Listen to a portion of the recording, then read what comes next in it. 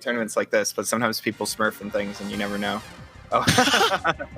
We've got Tamale right here. Oh, that's great. Don't know if he submitted this image or we just had to fall back on that, but it's great either way. And it looks like he's a Marth player.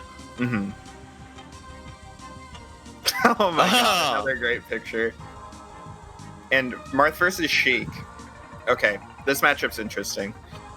Yeah, one of those that's kind of like shrunken in the margins over time and maybe even reversed the ratio from early Melee. I just gotta shout out that guy's picture again. This is great. So yeah, like early Melee, everyone's, you know, pretty much comfortable in saying that Sheik beats Marth, just slightly edges him out, not a terrible hard counter pick or anything. But now I think as the Marth meta has kind of rapidly grown in the past couple years, it's a lot closer to even, if not maybe even Marth's favor now, just because of how hard he can juggle her. And we see the game's going to start off on Battlefield.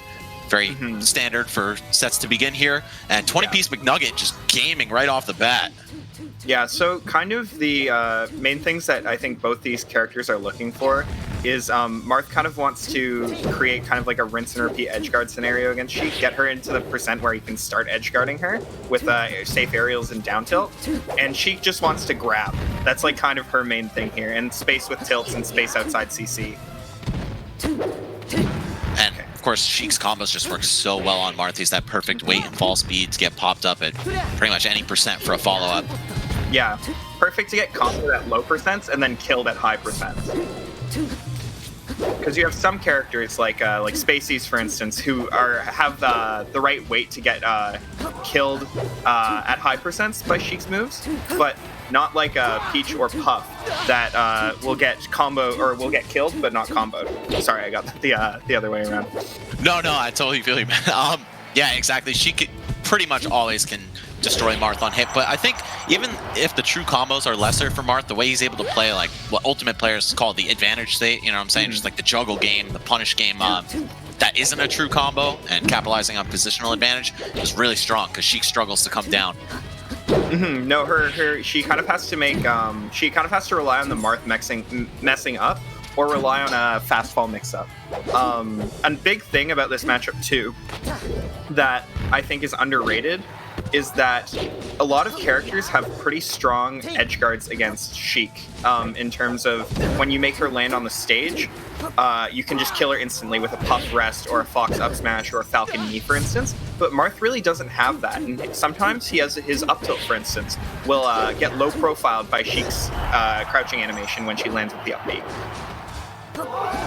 Okay, 20PcMcnugget though, just really dominating in this first game. 2 stocks up. Oh, okay, got a nice opening here for Tamale. Let's see what he's able to do off of it. Oh, gets stuck in shield. Maybe spot dodge instead of wave dash. And a couple defensive errors here on hit. It's looking like 20PcMcnugget might take it right here, and yes, he does. Game 1 going very quickly to the Sheik player. No, for sure. The problem with that I saw with Tamale's gameplay was he wasn't abusing CC very well. There was a lot of the time he would get popped up at lower percents with things like down tilt and F tilt, which you can definitely get away with crouch canceling and then grabbing and then starting your own kind of combo tree. So maybe he'll make that adaptation, but I don't know. Yeah, crouch canceling at low percent, definitely the bane of Sheik, especially against the faster fallers. But I mean, even still in those white percents, you know, 0 to 30-ish, maybe even a little bit further, Marth can make great use of it too. Yeah, so, you don't even have to full crouch a lot of the time. You can just hold the C stick down and ASDI down Sheik's moves until really high percent. Especially because if she does knock you down, her options off of there are a little less guaranteed anyway. Right, yeah, it just messes up the normally easy follow-up. But of course, there's counterplay to so much stuff in Melee. And low percent Sheik definitely high on that list. So, I mean, of course, to counter that, we can see a lot of grabs or needles on the part of 20PcMcnugget. It looks like he's, you know, probably the favorite to win the set just based on that performance. Of course, I've seen like crazier swings. You know, someone could get 4-stocked and then win the set. Oh, yeah. But yeah, it looks like he's definitely aware of how to fight against crouch cancel just from the level of play we've seen. But wow, he's going to switch to Puff for the Yoshi story counter pick. That's interesting. And also, I don't know. So I'm a Jigglypuff main. And this is one of Puff's worst stages in the matchup. It's either this or Pokemon Stadium that are the worst. But so the thing you're kind of looking for as Puff in this matchup, I feel like I can speak to this, is you kind of Marth's moves are pretty laggy, with the exception of some moves like down tilt, which have a quick ASA. So what you want to do is whiff punish Marth's moves on landing, and just auto cancel back air and stuff over his down tilt at low percents, and then throw him off stage and either hit him with a move or just rest him when he lands on stage. Yeah, this is one of those matchups where the punish is like brutally in Puff's favor, unless Marth is good at the pivot F smashes off the throws and just, you know, your general throw DI mix-ups and reads. But right now, it looks like 20PcMcnugget is doing just fine with his Puff so far. 80%, you're still pretty close to dying, especially as Puff, but taking the first stock pretty comfortably. Something I do want to mention, though, that a lot of people don't know about this matchup is the pivot tipper is really useful at kind of that 50 to 80% range. But once you get to that higher percent, you can start mixing in wave dash F smashes or jump cancel up smashes, depending on DI. And the execution on that is easier because you don't have to get the frame 1 input. The spacing is just a little harder. Yeah, so, you know, the Marthritis effect actually kind of working in reverse on Puff, right? You got another option as the percents climb. But, of course, once it gets too high for those throws to start turning into anything too dangerous, then you could be in some trouble. But it looks like Tamale is bringing this one back, man. He lost the first stock, but now he's just in control here. Of course, percent's almost irrelevant against Puff. She can kill you whenever, from wherever. That forward smash is such a silly move. It's way stronger than it looks like it should be, you know? Yeah, a balloon kicking you doesn't really feel like it should be close to Falco strength. It's stronger than Falco's. Oh, wow, really? Yeah. Jesus. The thing that Marth needs to get that Marth has a strength in this matchup is he's one of the few characters who can reliably challenge Puff when she's in the corner. Because on the ledge, you can either hit with down tilt or forward smash, depending on where she is relative to you, and you can jump up and just fair her away if she tries to come in. Right.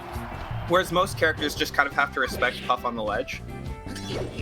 Okay, so. Yeah, you've got a huge disjoint to challenge the planking with. Okay, up throw is an interesting choice, but... Yeah, I was going to say, maybe just more confident in his juggles than his ability to hit the F throw or down throw follow-ups. Wow, down smash, maybe anticipating a crouch cancel there, like to, you know, absorb a hit, but still a move that you don't see Marth throw out too often. Yeah, I think that maybe it's a possibility that Tamale is just not familiar with kind of the nuances of this matchup and where you're supposed to kind of you want Puff to be relative to you. Having her above you is good, but sometimes you just can get counter hit if you overcommit on controls. Yeah, that drift is super scary. She's so good at weaving in and out with punishing air to air even. All right, he's just going for F smash. Oh, he's got him in an edge guard situation. Reads the side B, hits him. That's kind of the one thing you want to look for as Puff against Marth. If you want to read when he's going to side B and just hit him out of it, because then he pretty much can't get back if he doesn't have his side B juice. Yeah, exactly. You got to catch that stall, take the option away from him, and just keep the edge guard going. That was an interesting situation because a lot of the time, if Puff down throws Marth in the middle on Yoshi's, you can reaction tech chase rest, depending on their DI, of course, but... Good to have a Puff main on hand for stuff like this. Yeah, no, that's one of my biggest pet peeves watching other people who don't have as much knowledge about Puff in general is getting a lot of things wrong about how the character plays and how her matchups go. Right. It's funny, 20PcMcnugget plays both of our characters, so even if he goes to game 3 and switches back to Sheik, then we're still in good hands. Yeah, exactly. But either way, it's looking like Tamale is actually about to take this game with a choice hit, but of course, Puff can set up so many different kills, like edge guards. Probably not going to go for rest at this percent. It's just a little too risky for the reward. Uh-oh, dash attacks right into the shield, but he throws him forward, keeping him on stage. Yeah, it's an unsafe... dash attack's really good because it's Puff's fastest grounded option, but it's quite unsafe on shield. Unless you cross someone up with it against Marth, it might be good just because he doesn't have very good hitboxes behind him. But yeah, so we'll see what he decides to go for game 3. Yeah, I feel like the Puff pick was maybe out of a place of disrespect in that game, to be honest. He kind of clapped him game 1 as Sheik and was like, all right, you know what? Maybe I'll either warm my Puff up for later in bracket or just I'm on stream. Why not flex one of my secondaries? Maybe get some footage for it to review later. But now he's found himself in a game 3 situation. So if Tamale is kind of warmed up now, ready to go, we might see him put up a much better fight against the Sheik in this game 3. No, for sure. That's kind of a tale as old as time, right? You win the first game pretty handily, you mess around the second game, and then they figure something out game 3, and then you get upset. It's just like popping off after winning game 1 of a set, right? Oh yeah. It's like, don't celebrate too early, man. You gotta keep your head on straight. Yeah. Especially because if you do lose, you look like such an idiot. Okay, so he's going Puff again, and he counterpicked Stadium, which is, exactly what you said he shouldn't do at the beginning of last game, pretty much. Yeah, he's playing Puff on the 2 stages where Puff is not very good against Marth. All right. So far, just an even scrap back and forth, trading some hits. I feel like Tamale is just not taking advantage of these situations where he has Puff above him, because Marth can kind of can shark Puff because his hitboxes are so big and his drift is also pretty good. Okay, rest but misses it. So no, you have to go for either the charged neutral B or the down smash there. I'm not sure if it would have killed, but down smash is the strongest move if you tip it, especially against floaties. All right. Here we go. Tamale fighting from behind. He kind of messed up with that air dodge angle on his first stock. So not the end of the world, when you make an error like that off stage, at least you have the comfort of knowing that it's not like you got massively outplayed and you might be able to make this back. Yeah.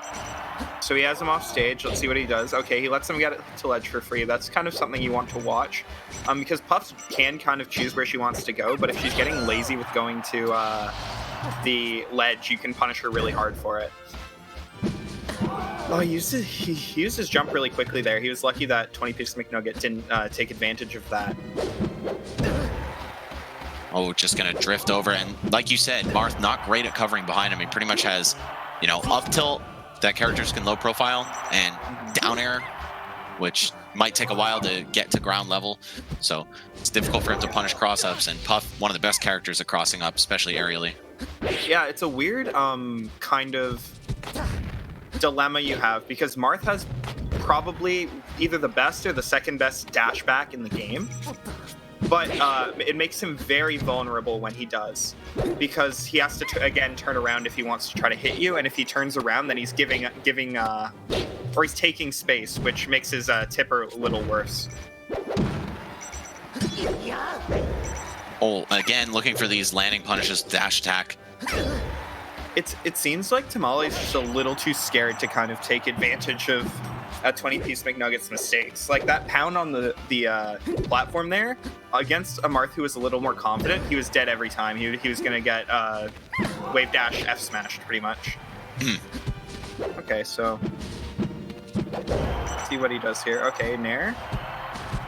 Yeah, the Nair is such a good tool because it's pretty disjointed against Puff and it auto cancels, so it's one of the hardest moves for Puff to whiff punish. Yeah, you gotta slide in right at the perfect moment, or else you're gonna get clipped, or he's gonna be able to block or move. I like as Puff. Oh, you could have F smashed that. Is hitting in between the hits of Nair. Yeah, sometimes with your own Nair, just to poke his head where he's open to. It just puts your foot in that perfect position.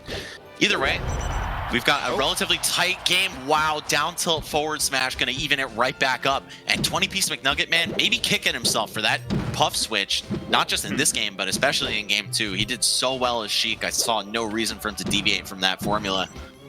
I know sometimes I feel this way, where I feel if I'm playing against someone I can beat with my main, but I kind of plays, especially against Marth. Marth can kind of swing and put out moves. Sometimes I'll go Fox against kind of the lower steeds, just because I know that like my game plan with Fox and if I keep my execution up, I should be able to win at least a little faster and without exposing myself to as many forward smashes or whatever. Right. Also, I'm getting in. But this isn't exactly the case with Puff against Marth. Oh, what a counter. Yeah, he's actually busted out a couple counters that have been pretty clutch. I don't think he's missed one and gotten killed for it at the very least. But now, 20PcMcnugget, a solid tipper away from death. I mean, many percents ago he was as well. But now, like, he's close to up tilt kill range. Oh, almost closing it out with the edge hog, but he misjudged the recovery distance. He could have also rested him there when he rolled in, but he decided to go for the F smash, which put him a little too far forward. This is a close one though. Yeah, super nail biter territory right now. Puff shield looking kind of bad right now too. The thing about Puff shield is the first hit will block pretty much everything, but after that, the next hit will almost always hit. Oh, and again, just not properly gauging that dolphin slash distance. Oh! That was a quick DBZ finish right there. That was interesting. For sure. I was nervous for Puff, of course, just given her weight, but it was a non-tipper hitbox, and that's going to mean Puff survives, Marth doesn't. It's going to be 20-piece McNuggets going on one round further into winner's bracket.